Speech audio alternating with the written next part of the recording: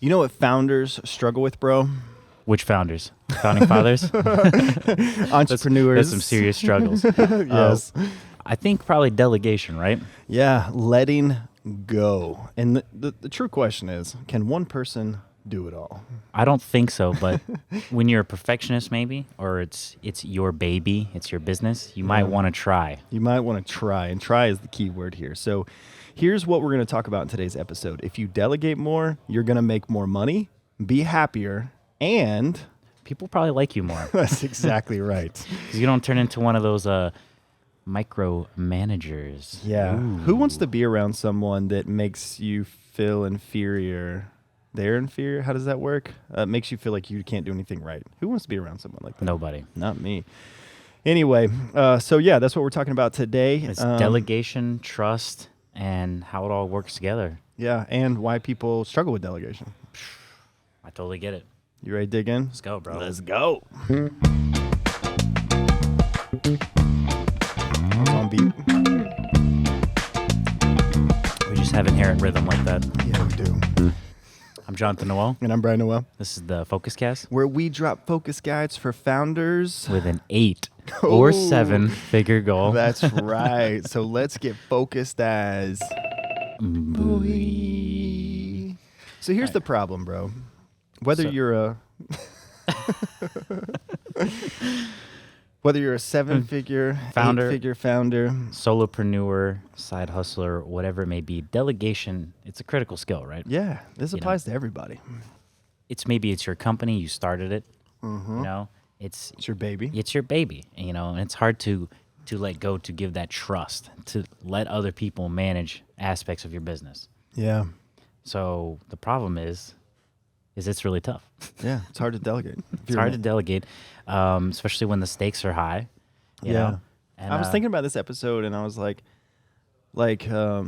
people. You may have tried. I was thinking about Willie Nelson okay. because he delegated his taxes, and after a couple decades, it found out that his person was stealing all of his money, and he had like millions of dollars in tax debt, and he didn't know it. So he delegated. But you it think did you not might go have some well for trust him. issues after that? Yeah. So like I think it's not just delegation. We'll talk about this in the episode, but I think the overall theme is delegation is a skill. And the reason it's a skill is because it's hard to delegate. It requires infrastructure and things like that. And trust. And trust. And I just think if you're willing to scam Willie Nelson yeah. on his taxes, Who You- would scam him? He's like such a the lovable. only word I can think of for that is scum. Yeah, that's good. I That's like that. scum status. That is scum status. So Anyway, gosh. So- All right, so bro, what happens when you don't All right. delegate? that's a great question. What happens? I imagine, because I can relate to this. I'm not a perfectionist. But Yeah. I like shit to be done right. Burnout. Yeah, You big know, time. micromanagement. Oh, yeah. You know, even if, let's say someone, now that we're in this space, let's say someone's been editing for 15 years Yeah. and we hire them and we start micromanaging like we know better. yeah. That's ridiculous. Like, obviously, you know what you're doing. Oh, that's such a good point. like- for founders like hiring new tech staff, Exactly. and founders don't understand it, so they try to micromanage the people who do. the And it's people like, who've been doing it for 20 years, Oh gosh, that's But funny. yeah, lack of trust, Yeah. inefficiencies, limited growth, definitely missed opportunities. The whole point of delegation is you got to scale, Yeah, that's true. If because you're a you c- founder, you can only do so much by yourself. yeah, I remember this is a hard lesson I learned personally. I remember when I was a co-owner in an agency, and we had this incredible employee, and she was picking out cups for a Christmas party. Okay. And I'm busy, right? Like we're growing, we're scaling, there's a lot going on. And she comes up to me and she's like, which one of these cups do you like? And I remember engaging in that conversation. And then it just hit me. And I was like, This shit doesn't matter. why in the absolute hell? And I'm like, she was more capable than I was. Like she made things look perfect. Like she loved that stuff, like creating beautiful environments. And I was just like, and I just stopped and I said, whatever you decide is going to be perfect. Yeah. And that was a moment of delegation. A moment of delegation. And if you want to take it a step further, you could be like, hey, for me, like, I don't really have a style. I'm like, If it has anything to do with style or aesthetics, don't ask me. Yeah. I don't know shit. Yeah. I'm not. I will. If you get my opinion and I respond, it will be worse. Exactly. Your worst idea is not even my best idea. So Oh my it's also gosh. knowing your capabilities. Oh my gosh, that's so good. So here's the second bullet. And to me, like, this is the big one. All right. So if you are a founder or a manager or director, when you micromanage and you don't delegate, here's what happens. Low performers are codependent on you, Ooh, and yeah. high performers are annoyed by you. So breaking that down, the low performers, the employees that don't want to do their job, don't want to take risks, don't have expertise, and they actually hide under your inability to delegate. They feel like good employees because they say, wow, that was a good decision to make. But what all you're doing is creating employees that don't make decisions. So yes men Yeah, that's what you get. and yes women, I guess. Yeah. And yes them days. And this, them, days. And Yes. so high performers, and they get annoyed. High They get annoyed performers are because they're like, I've been doing this shit for 20 years. Why are you telling me how to whatever? yeah. So You know? that's the biggest result in why companies can't scale. So You gotta delegate to scale. you got to delegate. We all have to delegate. in I mean, life. we all have. we don't delegate our medical needs. Yeah. I mean, we do. We delegate surgery. Yeah. Do we perform our own surgery? No, that sounds pretty intense. Hey, let me give myself an appendectomy right now. Let me just start. I mean, look in like, the mirror. only if you're a badass, like an extreme badass. Like Chuck Norris probably does his own. That's some Bear surgery. Grylls. Like all right, we're out in the desert and I'm gonna do an appendectomy. Yeah. He's like, all I have is a piece of what's that stuff? Flintstone Oh, or whatever. It doesn't matter. yep. So when you're not delegating, right? Yeah, which means you're being too busy doing a bunch of stuff you shouldn't do. What happens? You're not thinking about the important things. You don't have time to think. You don't have time to think. I mean, everyone has their role, right? In these scenarios, Yeah. you got to have someone with the bigger picture looking out 2, 3, 5, 10 years. The people who are super specialized, who are honed in on certain skills, they're not thinking about the business in 10 years. Right. You know, the leaders have to do that shit. Yeah. So if you're sitting there micromanaging like, hey, did you use the right filter in Adobe Premiere? You're not thinking about 10 years from now, Yeah. right? You're not thinking about trends and where your business should go. So this is actually got something. This is from the Harvard Business Review. When you don't delegate, you don't have time to think, right, bro? Yeah. So high-performing CEOs spend an average of 62% of their time on strategic thinking and planning, Which is insane. which includes analyzing market trends, identifying opportunities for growth, and developing long-term goals. So basically, 62%. that's over half of your time Yeah. is just planning the future. Yeah. I can't. I didn't find this stat, but it would be such an interesting stat to find. But I want to challenge myself as well as every 5, 10, $15 million company to the CEO and founder and just be like, are you spending 62% of your time in strategic thinking and planning? That's a lot. That's a lot, man. That's wild. Yeah, and how are you supposed to do that? If you really are trying to plan out, like a chess game, the Yeah. future, Yeah. you can't do that if you're micromanaging, if you're not delegating properly. That's not even possible. So another stat from this HBR article, significant amount of time learning and developing new skills. The study found that these CEOs read an average of 60 books per year and attend 4 conferences or industry events per year. 60. 60 books a year? Yeah. Apparently I'm not founder status. That's like a full book and a couple chapters. I know when I read that, I was like, I've include- always aspired to read more, but I've always struggled with maintaining that habit. Definitely something I'd like to accomplish sometime in life. You think these But- guys are reading sci-fi books? Because that's what I read, right? I don't know. Maybe they read like 10% of their books is like escape books, but I just know when I was reading Isaac Asimov, it was literally making me smarter because I had to look up a new word. I had to look up a definition literally every other paragraph. Yeah. I'm like, what the hell is this? That dude is a genius. well, you're smarter than me because I read my kids' books to my kids, and I still have to look up words sometimes.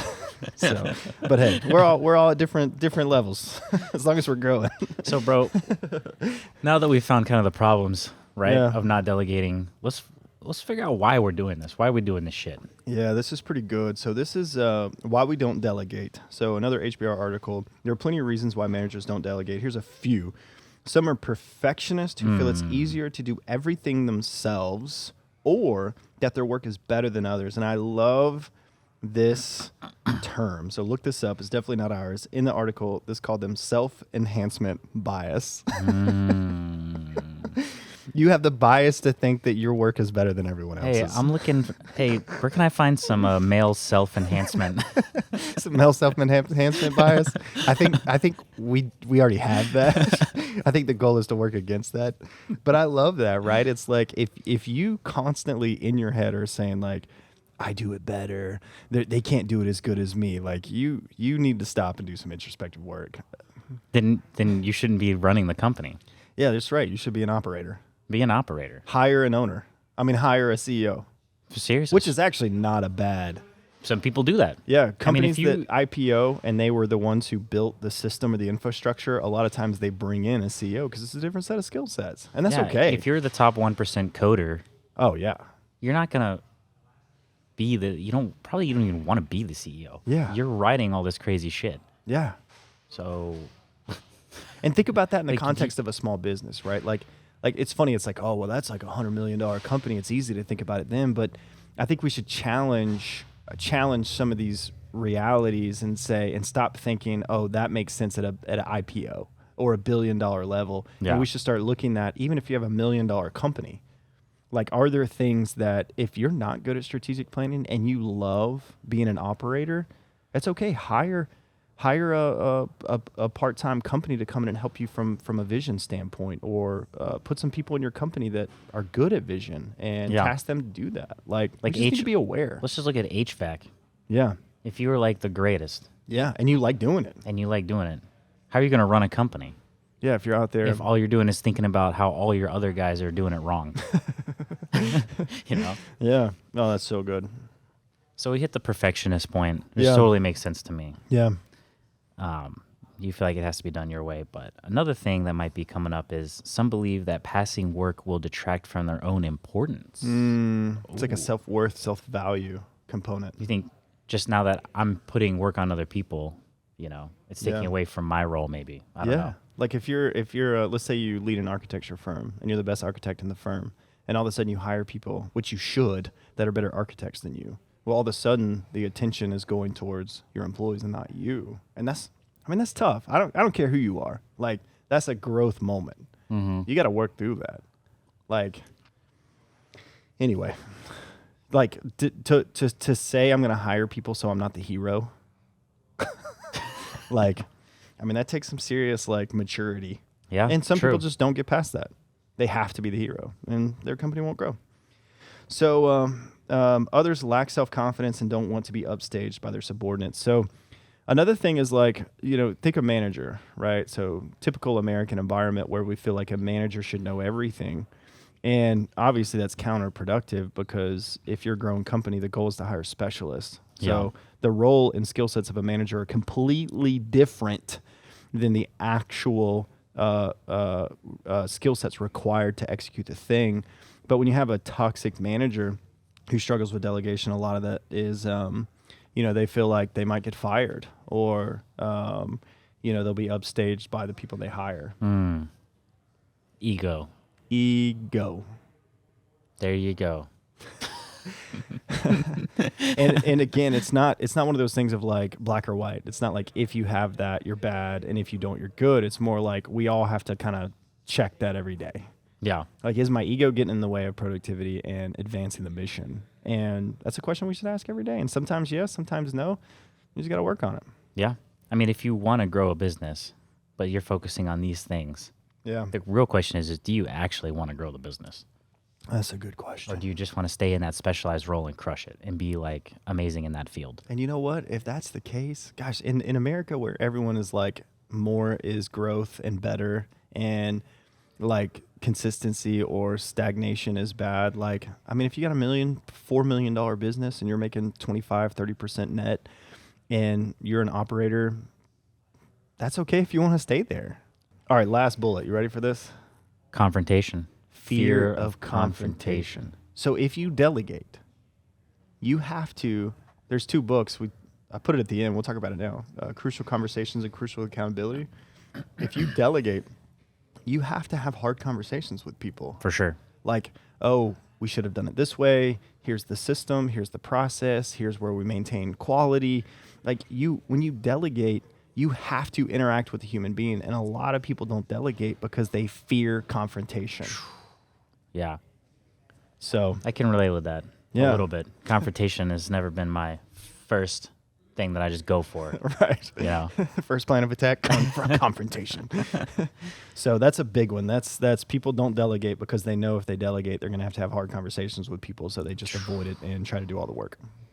So we've hit why we're not or why we don't delegate, which makes perfect sense. Yeah. So what's actually happening in the brain when we delegate, bro? This is pretty cool. So in a business context, people don't talk about this a lot, right? They just talk about purely the business aspect. And so I wanted, since we talk about focus and the brain and Yeah. neuroscience a lot, I wanted to throw in a little bit of what actually happens in the brain when we delegate. So this is a neuroscience of delegation, the science of delegation. Wow, there's a science.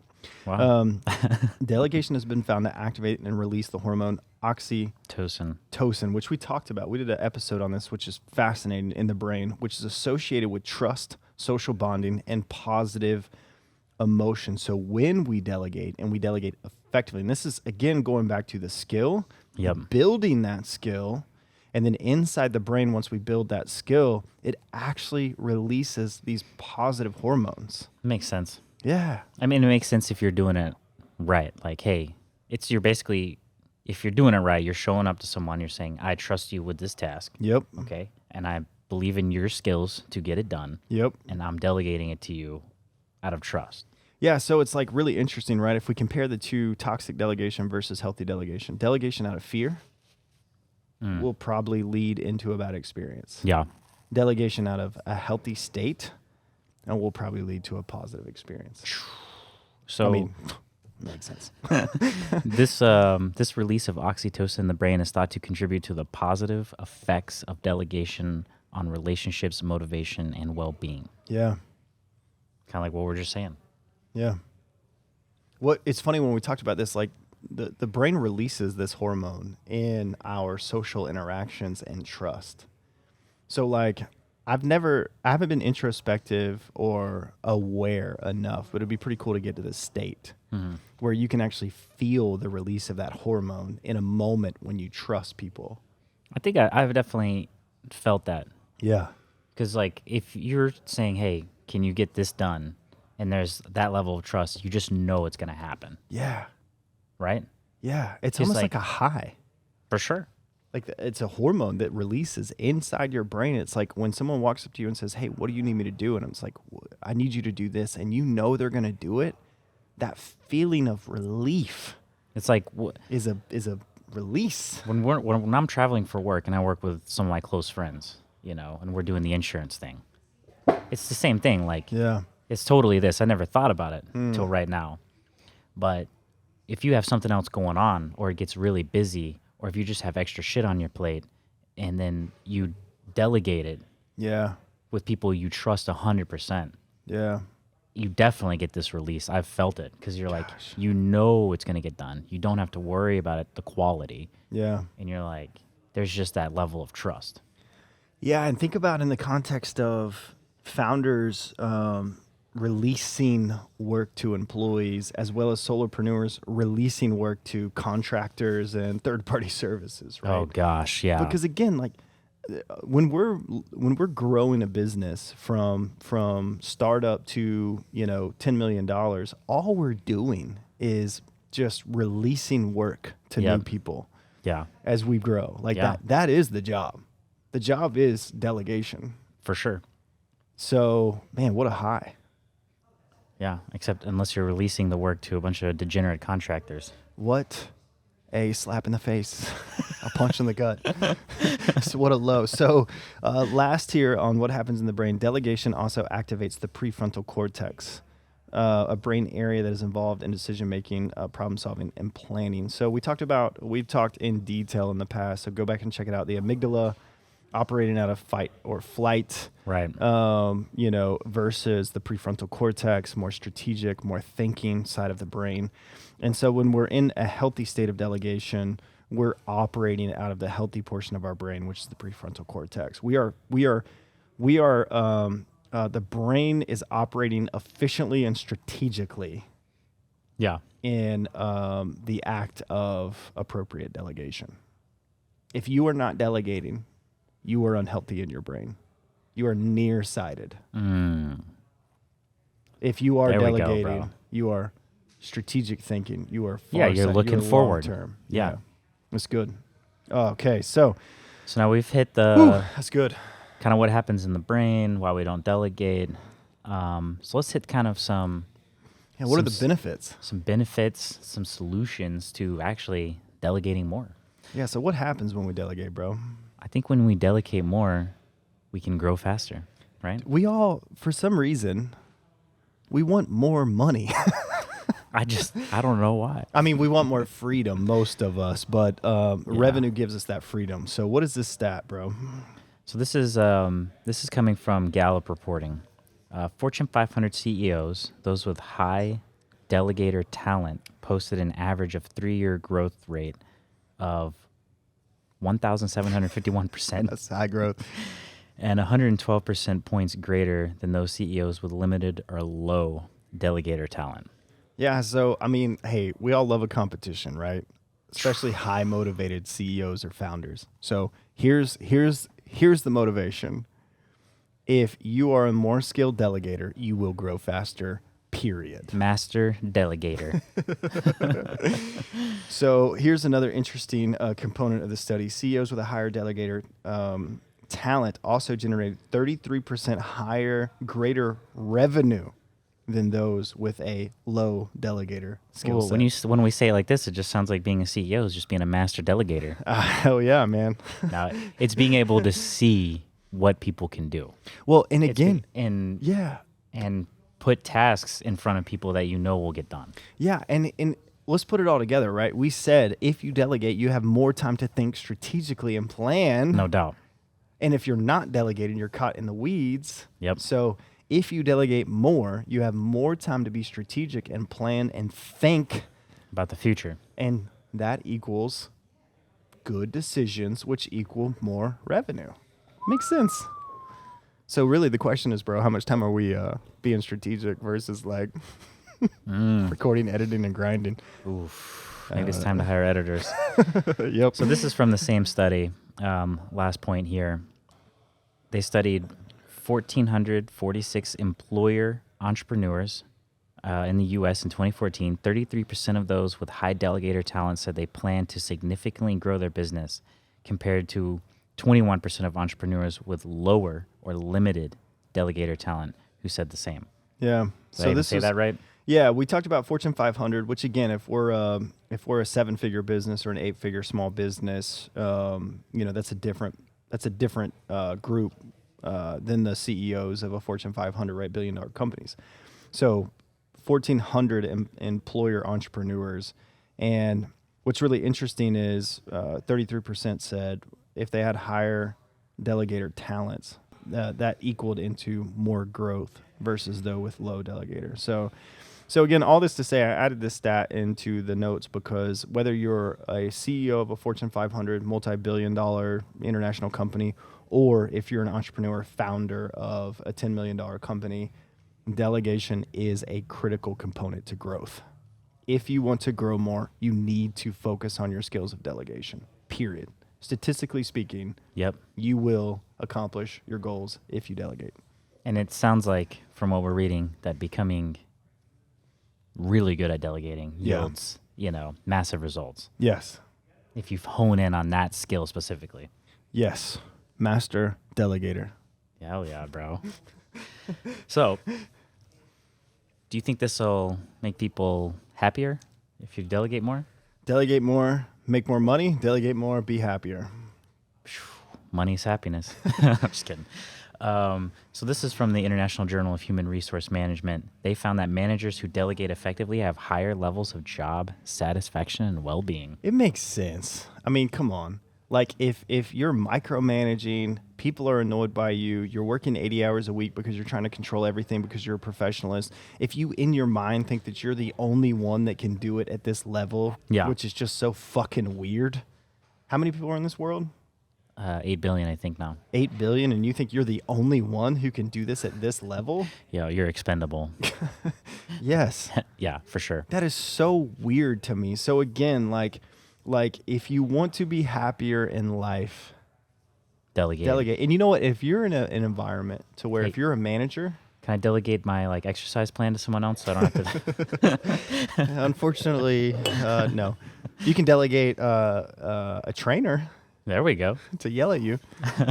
But if you're in an environment, like one of the fears of like, well, if I'm a manager and I delegate everything, I'll get fired. If you're in an environment where if you delegate and you're a very efficient manager to where you empower a strong team and then you get fired because you're not working 80 hours a week, Then go work somewhere else. go work somewhere. You are Those people are clowns. you are so valuable. You probably work for people who can't delegate because they're shitty bosses Yep. and owners. Like if you're able to delegate to where you work 20 hours a week and the rest of that 20 hours you're doing leadership development, coaching, and strategic thinking, you are very valuable. Go somewhere else. Hell yeah, bro. Delegate more, be happier. Oh, yeah, we got one more bullet on this. The study found that effective delegation leads to a better work-life balance and improved relationships, which can contribute to overall well-being and happiness. Yeah, duh. Like, There we go. I've never met someone who was a workaholic who couldn't delegate that was happy. Never. I mean, if you really are stressing out all these small little details, you're gonna be freaking miserable. Yeah. And in the moment, you want to feel like a hero, but you're not a hero. You're a zero. You're a zero. What are some steps, bro? How do we delegate more? So I think this is kind of your custom list, right, bro? Oh yeah. I mean, it's definitely not from me. It's from a mixture of all the articles I read. But Yeah, hit that one. prioritize your task into a grid. So this is pretty interesting, right? So if you're listening and you're driving, just picture a quadrant, Okay. and then on the top left you have I love it. Right? It's on a scale of I'm good at it and I love it. So let's think about it that way. So I love it and I'm good at it. I love it, but I'm not good at it. I'm not good at it, but I love it. I'm not good at it and I hate it. Right? So when you look at things to start delegating, you want to start putting some of the tasks that you're doing in those quadrants. If you're not good at it and you hate it, oh my goodness, please delegate that shit as fast as possible. And Yeah. typically leaders, founders, entrepreneurs have already delegated those things. But if you're just starting out, Yeah, here's the struggle. I love it, but I'm not good at it. ooh, That's where entrepreneurs, leaders, founders really struggle because, or I'm good at it, but I don't love it, right? So those are the two pieces to be introspective and really think about. You're good at it. right? You automatically assume that you're better than everyone you've hired, but you don't love it. So it's making you a miserable person. So not only are you miserable when you do it, you're frustrated because you don't think anyone else can do it as good as you. Sounds horrible. Yeah, and then if you love it and or you're great at it, what did I just say? You're great at it, but you hate it. Oh, you love it, but you're not good at it. That's another one, right? There's a right. time to learn. There's a time to grow. But if you position the dynamics of your work environment to where you hire people, if they're better at it than you, you can say, listen, you're better at this than me, and that's why I hired you. So I want to learn from you. Yeah, no doubt. And if you're a founder and you tell an employee that, dude, that More gives respect. more respect. Yep. So you just got to be honest in those moments and just say, you know what? The reason I hired you is because you're freaking better at this than me. Yeah. And if you're not good at it and you love it, you might love it, and it's great to learn things. But eventually, I mean, if you just got to look at, is it an effective use of your time That's right. to even deal with it? Yeah. Like, yeah, you might love it. Well, maybe it's a hobby, but not how you grow your business. Yeah, because every minute you spend on this, you're not focused on that. And that is typically strategic thinking, long-term planning, and setting the vision for the company. So, bro, nice. I like that. You know what else we can do? Start an easy task. Start with the easy task and use automation when you can. Yeah. That just sounds too simple. It's true, though, But right? it's something that, I mean, I think there's things in my life for sure that I'm like, why haven't I automated this shit? Yeah, like mowing the grass. Exactly like that. Especially when I'm like super busy. It's like, what is our time worth? And then for someone who can come crush a yard in 30 40 minutes when it takes you 2 hours. Yeah. Plus the 2 hours to fix the lawnmower.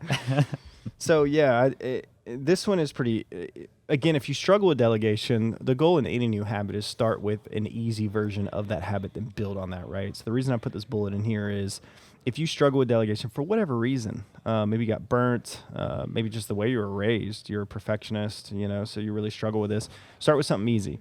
And I put an example here, Calendly. So how many emails do you spend going back and forth trying to determine who's available at what time?